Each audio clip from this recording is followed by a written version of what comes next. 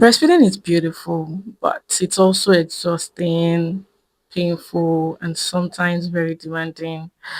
I'm 4 months postpartum and I have been exclusively breastfeeding my baby boy, and I just honestly want to talk about the reality of it.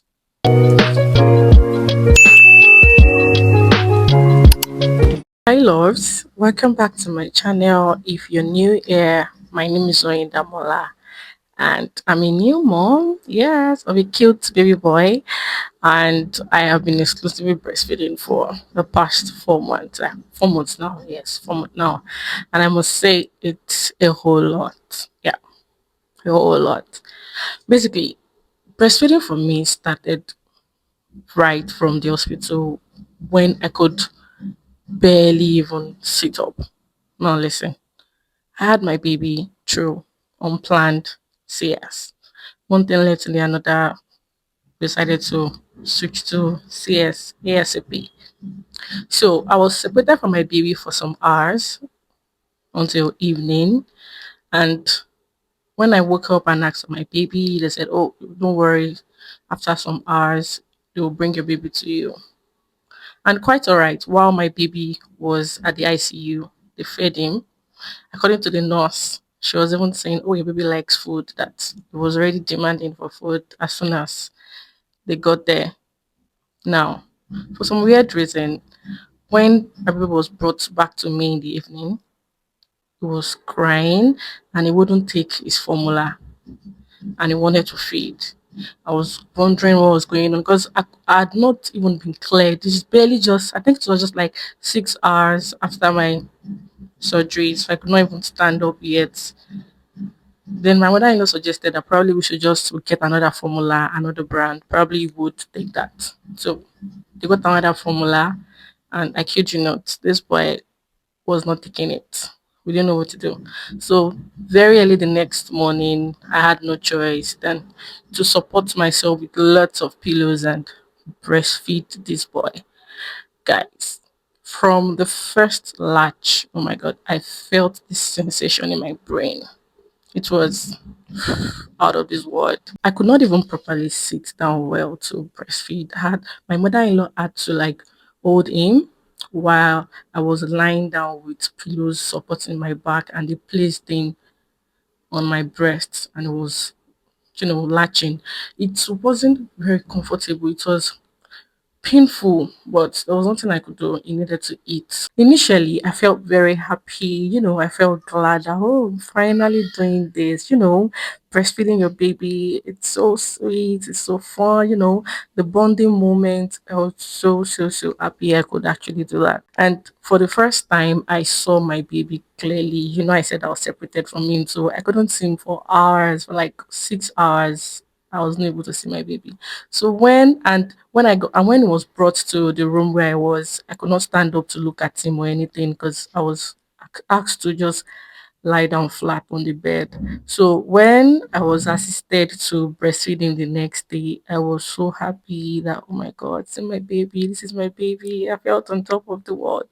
So like those are the joys of breastfeeding, the bonding moment, the moment where you get to see, okay, after everything, after the whole 9, 10 months, I'm finally holding my bundle of joy. It's something very sweet and something very beautiful. Right there, I totally decided I was going to exclusively breastfeed, because of the health benefits. I've read so much about it that, oh, giving your baby breast milk exclusively for 6 months helps their growth, helps them to like prevent them from unnecessary illness. It's just the best. So right there, I decided that I was going to give that to my baby. I felt very good that, oh, I'm my baby's milk bank. I'm, nourishing my baby myself. But there are a lot of realities no one talks about. Let's talk about the cluster feeding.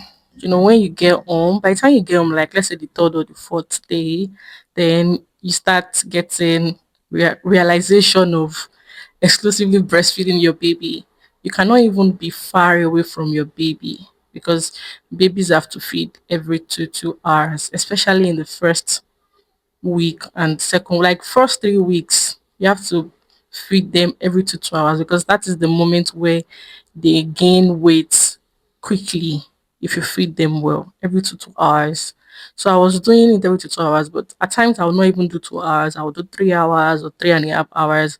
So the cluster feeding, at first, I didn't see it as a big deal. But the fact that if I say, let me lie down and sleep, before I close my eyes, baby is up again. I have to stand up, carry baby, breastfeed, carry baby, breastfeed. All those things were beginning to get to me. And also the sleepless nights. Oh my God. Don't have a choice because babies, they don't know the difference between day and night. So the first 2 3 weeks, they're still gonna be they would still be constantly waking up in the middle of the night to feed. And as at then, I had not introduced bottle feeding, I had not started pumping yet because I wanted my baby to latch very well so that it would boost milk production. Because I figured if you want to have enough breast milk in the first 1 week or two, allow your baby to feed direct, put your baby to breast because your baby would allow more milk production than just using a pump. I don't know if what I'm saying actually makes sense. Due to my findings, that's how I feel about it. Sha. So then I'd not started using my pump. I was feeding directly to breast. So I had to be up every night to breastfeed a baby, which was crazy. I would wake up in the morning with eye bags. Like I was looking like someone crazy for the first 2 weeks. Yeah. It was like that. And in 5 to 6 days, my nipples were cracked. It had blisters and it was bringing out blood. And they kept telling me, oh, you still have to continue breastfeeding like that. So I'm like, this thing is bringing out blood. They said I shouldn't worry. Like, once baby's breastfeeding, it's going to heal itself. So anytime baby wants to latch, oh my God, I'm always worried. I'm always scared. You know, that first latch, the pain is out of this world. I'm not gonna lie. Always constantly feeling worn out. I mean, the first 1 and 2 weeks of breastfeeding is, I would say, one of the hardest moments because you are still healing. You have to be there for your baby. You have to constantly wake up. Even if you have support at home, you'll not be the one to feed your baby. You still have to be the one to feed the baby.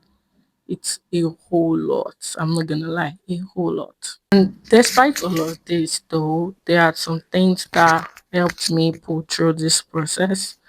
One, from the onset, I still very hydrated. I drink lots and lots and lots of water. Even when I was at the hospital, every now and then, I was constantly taking water. It keeps me very, very hydrated. And probably I would make a series on things I did to help me produce enough milk. When I tell you I produce, in fact, more than enough milk, I produce very, very well. So I stay very hydrated and I eat good meals, nourishing meals. I drink tea, I take pap, oats, name it, porridge oats, overnight oats, granola bar, fruits. I ate very healthy. Like, my mom was even forcing me, oh, you must eat amalani. We do amalani. We do eat amalani. We do, like, parents, they keep feeding you, feeding you, feeding you, because they were constantly telling me if I want to give my baby breast milk alone, I must eat, because breast milk is produced from the blood, and it is whatever you eat that will nourish your blood, right? That would increase your blood production, and that was what's going to increase your milk production. And also, another thing that helped is supportive family and a partner. Supportive partner. My husband was so supportive, was always buying me good stuff, buying me everything I need to nourish my body, some medications I need that will nourish my milk and everything. It was always there for me. Even at night, he's gonna wake up with me, carry my baby for some time while I take a nap, or probably if I want to sleep in the morning around at 5 or 6, and he's already up, he'll be the one to carry the baby and play with the baby while I'll be resting and sleeping.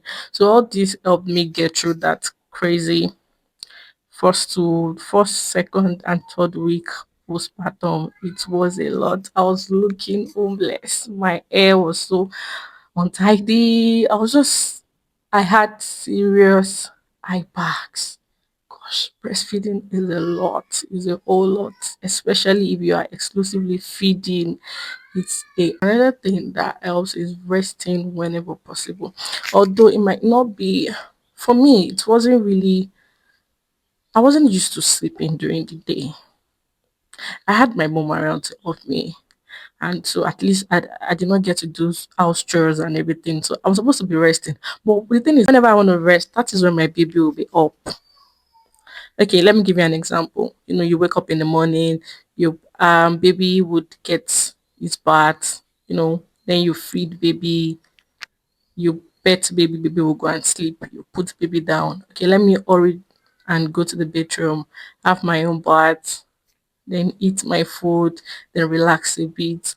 Let me now go and sleep. I know once you get on your bed, you cannot just sleep immediately. Okay, me for example, once I lay my head on my bed, I don't just sleep immediately. I can still go for like 20 minutes or 25 to 30 minutes before sleeping. When I want to start sleeping, or 10 minutes or barely 5 minutes into the sleep, baby is up.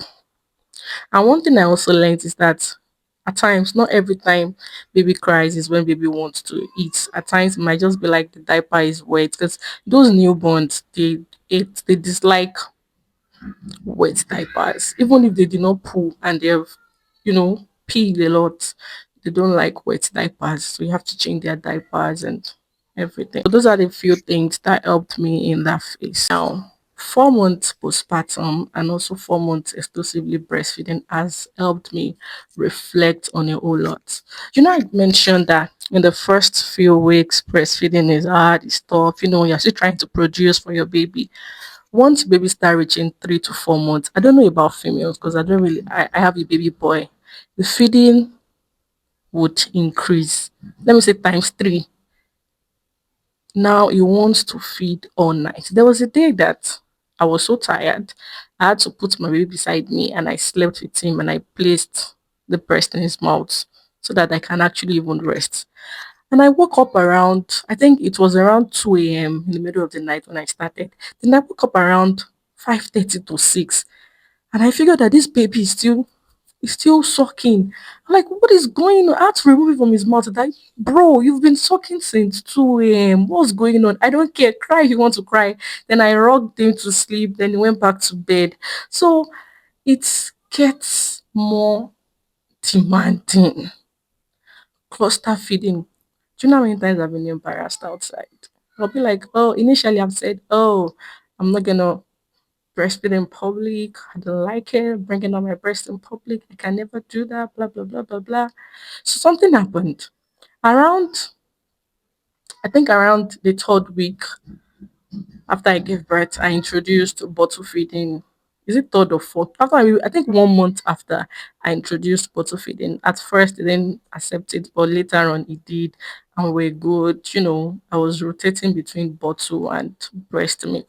Then along the line, when it was around 2 months plus, I got really tired of washing bottles. It's not always easy. You have to wash bottles, sterilize bottles. It was so tiring with all my work to do in the house. So I stopped it for like a month. Then 3 months plus, I want to start going out again. And I said, oh, let me even start giving this boy bottle. To my wildest imagination, this boy rejected bottle. Oh my god. Right now till I'm talking, we are still dragging it. It doesn't like bottles anymore. It just wants to suck directly from the breast. So many times when we go out and this boy wants to feed, I have to go back inside the car and go and breastfeed or go to one secluded corner, use wrapper to wrap up my body and breast because I'm always shy. I cannot bring out my breast in public. It's a lot. Like I don't even want to go out because of this thing. I went out, even if I go to church, I barely listen to whatever is preached or whatever they are saying because I'm always excusing myself to go outside to go and breastfeed, and it's oh my god, it's a whole lot.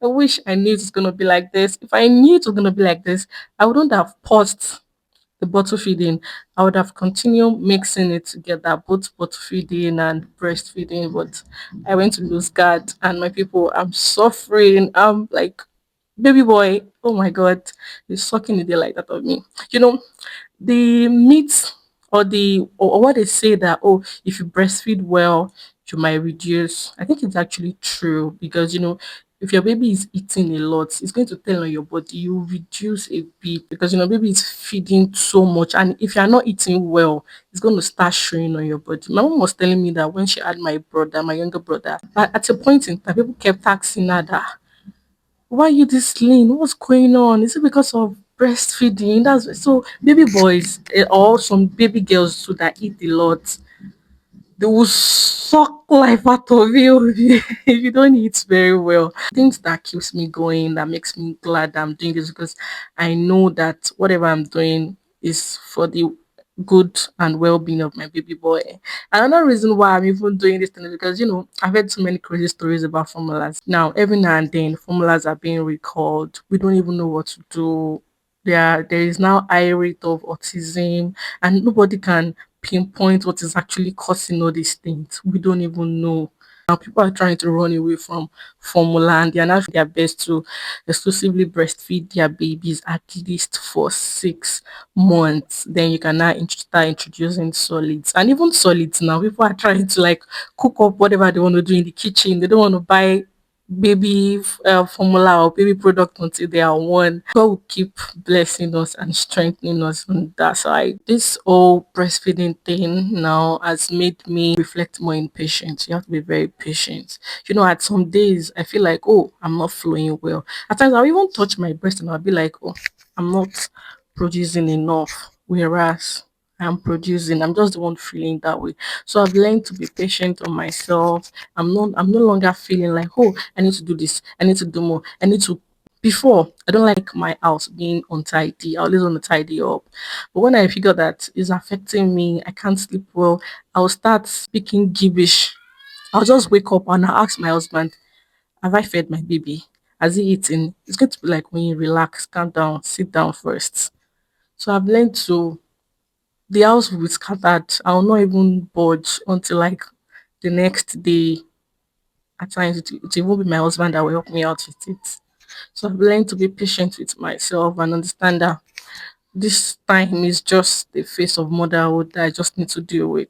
I've also learned to understand the emotional side of motherhood. It's normal you would cry.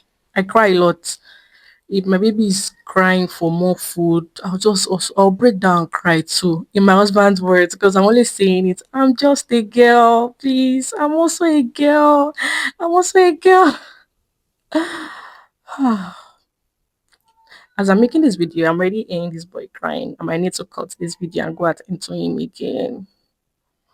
Breaks of exclusively breastfeeding. But then the joy is whenever I go out, whenever I go to one for our hospital visits. Oh, my baby is so cute. Baby is chubby. Is he exclusively breastfed? I'll be like, it's like, wow, his skin is so fine. Is this, is that, blah, blah, blah. Then I'll be so happy. Then if I have any visit, I'll be like, wow, your baby is cute. Your baby is chubby. What are you giving him? And I'll be like, well, breast milk alone. They'll be like, wow, you're really doing well. People are like, well done. You're doing good. You're doing that. Ugh. Those are the joyful moments. But once I'm back in my shell again and I have to breastfeed, I was like, oh God, I beg who send me. But then it's for my baby, so we gotta give them the best. Let me just say this: mothers are so strong, so strong. Imagine having your baby in your back home, you're up breastfeeding, doing one or two in the house, and in like 6 weeks, you're expected to be doing regular things. By 3 months, you're expected to resume back to work. Women, mwah, you guys are a lot. And kudos to every woman out there. You're doing well. You're doing really, really well. If you're a new mom and you're getting exhausted with all this whole breastfeeding, even if you're not exclusively breastfeeding, that you're mixed feeding, it's still a whole lot and you are doing well. Don't let anybody discourage you. You are doing well. If you're breastfeeding right now and it feels really exhausting, trust me, you are not alone. lots of women are out there going through the same thing you're going through.